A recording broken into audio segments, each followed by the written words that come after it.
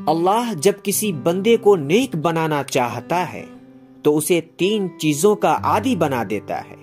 اسے کم بولنے، کم کھانے اور کم سونے کا الہام کر دیتا ہے۔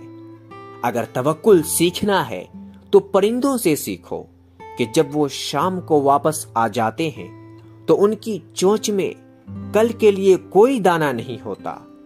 لوگوں کے عیب سے اس طرح غافل ہو جاؤ جیسے تم سوتے وقت دنیا سے غافل ہوتے ہو۔ کسی کی مدد کرتے وقت اس کے چہرے کی طرف مت دیکھو، ہو سکتا ہے اس کی شرمندہ آنکھیں تمہارے دل میں غرور کا بیج بو دے۔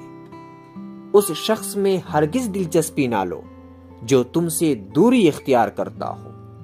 ایسی غربت پر صبر کرنا جس میں عزت محفوظ ہو اس امیری سے بہتر ہے جس میں ذلت و رسوائی ہو۔ حسد بیماریوں میں سے سب سے بدترین بیماری ہے۔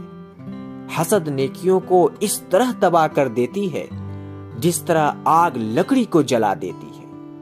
اگر کوئی تم سے بھلائی کی امید رکھے تو اسے مایوس مت کرو، کیونکہ لوگوں کی ضرورتوں کا تم سے وابستہ ہونا تم پر اللہ کا خاص کرم ہے۔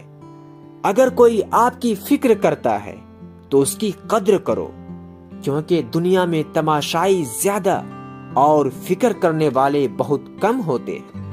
بھائیوں کے حقوق ضائع کرنے سے اللہ تعالیٰ اپنی رحمت کے دروازے بند کر دیتا ہے، اور برائی کرنے والے کے ساتھ بھلائی کرنا ایمان کے کامل ہونے کی علامت ہے۔ جو شخص یہ جاننا چاہتا ہے کہ اللہ تعالیٰ کے نزدیک اس کی کیا قدر و منزلت ہے تو اسے دیکھنا چاہیے کہ گناہ کا ارتکاب کرتے وقت اس کے دل میں اللہ کی کیا قدر و منزلت ہے۔